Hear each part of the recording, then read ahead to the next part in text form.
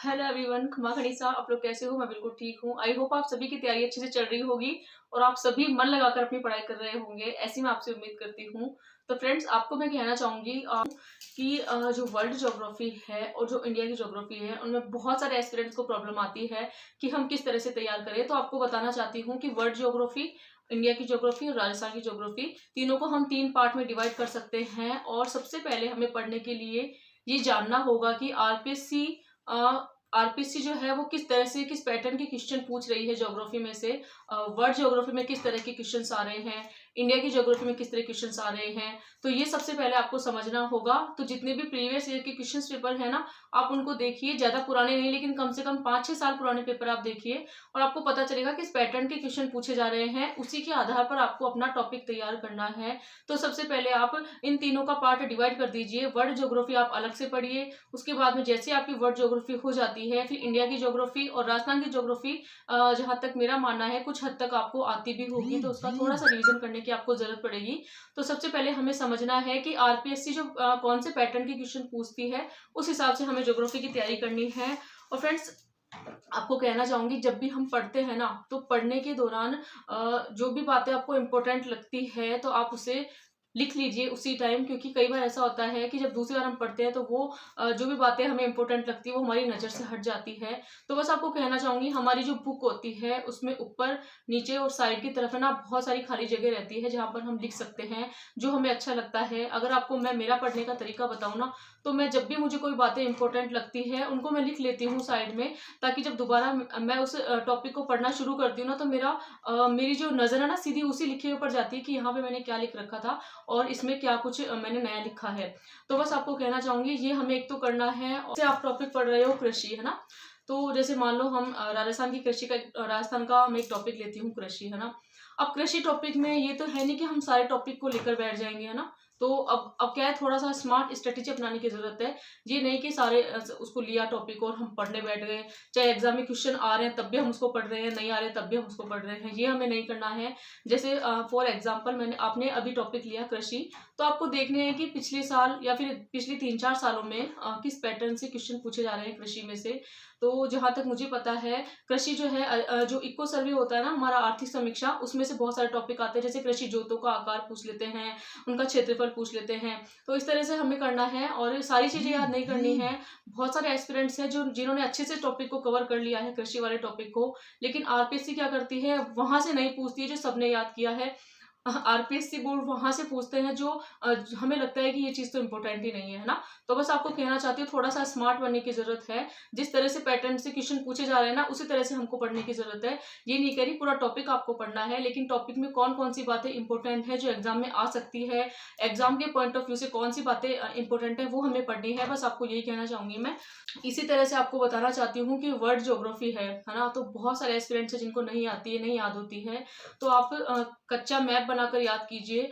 जिस तरह से हम लिख लिख कर याद करते हैं, बहुत सारे एस्पिरेंट्स हैं जिनको नहीं समझ में आती है। तो आप 1-2 बार जब लिख लिख के याद करोगे ना, तो आपको अच्छे से समझ में आ जाएगी। जैसे आपने कोई भी टॉपिक लिया, महासागरीय धाराएं ले लिया आपने, है ना, तो धाराओं को आप सारी आप धाराएं बनाइए कि क्यूरियोसिटी की धारा है वो कहाँ से निकल रही है, ग्रीनलैंड की धारा कहाँ से निकल रही है, और भी अलास्का की धारा, बेंगुला की, ये बहुत सारी धाराएं हैं। इनको हमें देखना है कि कौन सी जगह से ये निकल रही है ना। इनका इनका जो दिशा का क्रम है वो हमें देखना है, और ये किस में जाके मिल रही है। इस तरह से हमें और कौन सी दिशा से कौन सी दिशा की ओर बह रही है। तो ये सारी चीजें हैं जो हमें समझने की जरूरत है। तो इसको हमें नक्शा बनाकर ही समझ सकते हैं। जो नहीं हमने पढ़ लिया कि अलास्का की धारा इस जगह पे है, तो इस तरह से हमें याद नहीं होगा। थोड़ी सी मेहनत करने की जरूरत है, लेकिन आपको विश्वास दिलाती हूँ, एक बार आप इस तरह से पढ़ोगे ना, तो 1 या 2 बार पढ़ने से आपको अच्छे से समझ में आ जाएगा। और धारा वाले टॉपिक से हमें घबराने की जरूरत नहीं है। तो वर्ल्ड ज्योग्राफी हो चाहे इंडिया ज्योग्राफी हो, आप नक्शा बनाकर पढ़िए और आप अच्छे से इसको क्लियर कर सकते हैं। बाकी ज्योग्राफी बहुत अच्छा सब्जेक्ट है, अगर हम उसको समझ के आधार पर पढ़े तो, है ना। अगर हम उसको रटेंगे ना, तो रटने के आधार पर वो हमें कभी नहीं आएगी। तो थोड़ा सा हमें समझ कर पढ़ना है। तो फ्रेंड्स, आपको कहना चाहूंगी, जिस तरह से अपवाह तंत्र वाला टॉपिक है इंडिया ज्योग्राफी में ना, तो अपवाह तंत्र में जैसे नदियां हैं, तो हमें बस ये देखना है कि नदियां, कौन सी नदी कहाँ से निकल रही है, उस नदी का उद्गम कहाँ से होता है, और उनकी सहायक नदियाँ कौन-कौन सी है। क्योंकि आजकल पैटर्न पूछने लग गए हैं, सहायक नदी की भी नदियाँ पूछ लेते हैं सहायक। तो इस तरह से हमें नदियों का हमें क्रम याद रखना है, कहाँ से उद्गम हो रहा है, कौन सी नदी के अंदर जाकर वो मिल रही है और कौन सी नदी किस नदी की सहायक नदी है। इस तरह से हमें अपवाह तंत्र में ये सब तरीके से या फिर कौन सी नदी पर कौन-सा बाँध बना हुआ है ना? तो ये सब चीज़ें हमें याद करनी है, बस यही ज़रूरत है। ये नहीं कि आप बिल्कुल फालतू बातें भी इस टॉपिक में पढ़े जा रहे हैं। तो बस आपको कहना चाहूँगी कि इंडिया ज्योग्राफी हो, चाहे वर्ल्ड ज्योग्राफी हो, चाहे राजस्थान ज्योग्राफी हो, किसी भी चीज़ में टेंशन लेने की ज़रूरत नहीं है। अभी हमारे पास में टाइम है, तसल्ली से अभी आप हर एक टॉपिक को अच्छे से क्लियर कीजिए और समझ के आधार पर आधारित हर एक टॉपिक को आपको पढ़ना है। यूँ ही हवा में मत पढ़ो टॉपिक को कि हाँ, मेरी रीडिंग हो गई है, मेरे को टॉपिक आ गया है, ऐसा नहीं सोचना है हमें, अच्छे तरीके से पढ़ना है। और आपको एक चीज़ और बताना चाहूँगी मैं कि बहुत सारी ऐसी टॉपिक हैं इनमें कि जो हमारा समय बहुत ज़्यादा ले रहे हैं, है ना? और कुछ टॉपिक ऐसे हैं जो बिल्कुल छोटे हैं, समय कम भी ले रहे हैं, उनमें नंबर ज़्यादा आ रहे हैं। तो थोड़ी-सी आप स्मार्ट स्ट्रैटेजी अपनाइए कि जो बहुत बड़ा टॉपिक है ना, उसको थोड़ा अवॉइड करके जिसमें हमें ज़्यादा नंबर आ सकते हैं, उन टॉपिक को अच्छे से क्लियर कीजिए। बाकी मैं भी आपको कभी बता दूँगी इस बारे में, किसी नेक्स्ट वीडियो में बता दूँगी आपको। तो फ्रेंड्स, बस इसी तरह से आपको तैयारी करनी है और यूँ घबरा कर तैयारी मत कीजिए कि 4 महीने हैं, मेरा इतना सिलेबस पड़ा है, मुझसे हो जाएगा क्या या नहीं होगा क्या? बस कुछ भी नहीं सोचना है। बिल्कुल खुश होकर सुबह आप मॉर्निंग में उठिए अच्छे से। अगर आपको ब्रह्म मुहूर्त में उठना अच्छा लगता है ना, तो ब्रह्म मुहूर्त में उठिए। ब्रह्म मुहूर्त में उठने के बाद में आप अपनी दिनचर्या वगैरह से फ्री होकर जो भी आपका डेली रूटीन है, वो सारे काम करके और अच्छे से स्टडी करने बैठ जाना है। अपने माइंड को बिल्कुल भी, हाँ, एक कल कमेंट्स में आया था मेरे पास में कि दी नेगेटिव बातें जो होती है ना, वो पढ़ते रहे हमारे माइंड में आती है। तो आपको कहना चाहूँगी, नेगेटिव बातें हमारे माइंड में, आपके माइंड में नहीं, वो मेरे माइंड में भी आती है। लेकिन उसका भी आपको एक सॉल्यूशन बताती हूँ मैं। उसका एक तरीका ये है कि जब भी आपको लगे कि हाँ, कुछ नेगेटिव बातें आपके माइंड में आ रही है और आपकी पढ़ाई पर उसका असर हो रहा है, तो आपको क्या करना चाहिए, उस वक़्त बोलकर पढ़ाई करनी चाहिए ना। जिस तरह से कि आपको बोलना है कि हाँ, कोई भी आप ले लो कि राजस्थान में इतने प्रकार की कृषि है, रबी, खरीफ, इस तरह से बोल-बोल के आपको पढ़ना है।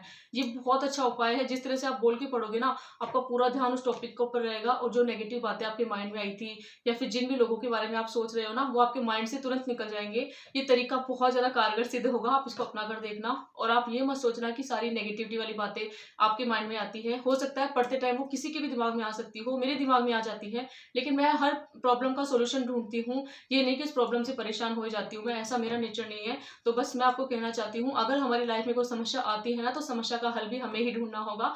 कोई हमें समस्या का हल नहीं बताने आएगा इस दुनिया में। तो बस अब हमको यही करना है जो हमको सही लगता है। अगर नेगेटिविटी हमारे माइंड में आ रही है, तो हमें बोल-बोल कर पढ़ाई करनी है, घूमकर पढ़ाई करनी है, चलकर पढ़ाई करनी है। पूरा ध्यान हमें हमारी बुक पर लेकर जाना है कैसे भी करके। और इसीलिए ये क्या है, बहुत अच्छा सॉल्यूशन है कि उससे नेगेटिविटी हमारे माइंड में आएगी नहीं, क्योंकि एक्चुअली हमारे साथ होता है, जब हम अकेले पढ़ रहे होते हैं ना, हमारे माइंड में बहुत सारी बातें आ जाती है। हर किसी के माइंड में आ जाती है, लेकिन उसका एक सबसे अच्छा बेस्ट सॉल्यूशन है बोलकर पढ़ना। मैं मानती हूँ बोलकर पढ़ने से थोड़ी देर हमारे मुँह में भी दर्द हो सकता है, थोड़ा गले में भी दर्द हो सकता है, लेकिन फिर भी बोलकर पढ़ने से आपकी उस टॉपिक के प्रति है ना, आपका पूरा इंटरेस्ट बढ़ जाएगा। ये मैं आपको विश्वास दिलाती हूँ, क्योंकि ये जो है ना, बातें होती है, हमें पढ़ाई करने के दौरान ध्यान में रखना बहुत ज़रूरी होता है। तो आई होप आपको आपकी कमेंट का रिप्लाई भी मिल गया होगा और अब आप जो है, अब बिल्कुल फ्रेश माइंड से पॉजिटिव थॉट के साथ आपको पढ़ना है। अब किसी भी तरह की नेगेटिविटी नहीं आनी चाहिए आपके माइंड में, और अगर आ जाती है तो मैंने आपको सॉल्यूशन बता दिया है। एक चीज़ आप मेरी ज़रूर ध्यान रखना कि अगर हम लोगों के बारे में सोच-सोच कर जिएँगे ना, तो कभी जी ही नहीं पाएँगे। इस बात को आप हमेशा ध्यान रखना। क्योंकि अगर हम लोगों के बारे में सोचते रहेंगे ना, तो खुद के बारे में कभी नहीं सोच पाएँगे। इसीलिए हमें खुद पर ध्यान देने की ज़रूरत है, खुद के बारे में सोचने की ज़रूरत है, खुद अपने पैरों पर खड़े होने की ज़रूरत है, ना कि किसी और के बारे में सोचने की ज़रूरत है। कौन इंसान क्या कर रहा है, क्यों, कैसे, कब, इससे हमें कोई मतलब नहीं होना चाहिए। इसीलिए मैं आपको कहती हूँ कि हमेशा आपको एक बंद कमरे में, है ना, सिर्फ़ आपकी पढ़ाई पर आपको ध्यान देना है, या फिर आपने जो भी लक्ष्य बनाया है ना, उसको पाने के लिए आपको जी तोड़ मेहनत करनी है। मैं मानती हूँ कि ये सब हमारे लिए बहुत मुश्किल है, लेकिन नामुमकिन कुछ भी नहीं है, इम्पॉसिबल जैसा कुछ नहीं है हमारी लाइफ में, क्योंकि हम एक एस्पिरेंट्स हैं और अगर हम स्टडी करते हैं तो बहुत सारी बातों का हमें त्याग करना पड़ता है, बहुत सारी चीज़ों का हमें ध्यान रखना पड़ता है, हमारे माइंड को हमें डाइवर्ट होने से बचाना पड़ता है, लोगों की बातों को हमें अनसुना करना पड़ता है। जितने भी हमारे वो कहते हैं ना कि अपवाद वाले लोग हमारी लाइफ में होते हैं, उन सभी को हमारी लाइफ से बाहर निकालना होता है। ऐसी बहुत सारी चीज़ें हमारे साथ में होती है, लेकिन आपको घबराने की ज़रूरत नहीं है। अगर आप सेकंड ग्रेड एसएसटी सब्जेक्ट की तैयारी कर रहे हो और मेरे चैनल पर नए हो या फिर मेरे चैनल से जुड़े हुए हो, तो आप बिल्कुल अच्छे से तैयारी कर सकते हैं। और मार्च के महीने से मैं आपको जो भी मेरा टाइम टेबल है, शेड्यूल कि मैं किस तरह से पढ़ती हूँ, क्या टॉपिक पढ़ रही हूँ, मेरा डेली रूटीन क्या है, कितने घंटे मैं पढ़ रही हूँ, इन सब का ब्लॉग जरूर लेकर आऊंगी मैं आपके लिए। तो फ्रेंड्स, आई होप आपको आज का ब्लॉग अच्छा लगा होगा। अच्छा लगा तो, और आप चैनल पर अगर नए हो तो चैनल को लाइक, शेयर एंड सब्सक्राइब कीजिए। और अगर आप सीरियस स्टूडेंट हैं तो बिना किसी टेंशन के अपनी पढ़ाई बिल्कुल आराम से कीजिए, बिना घबराए हुए। Thank you so much.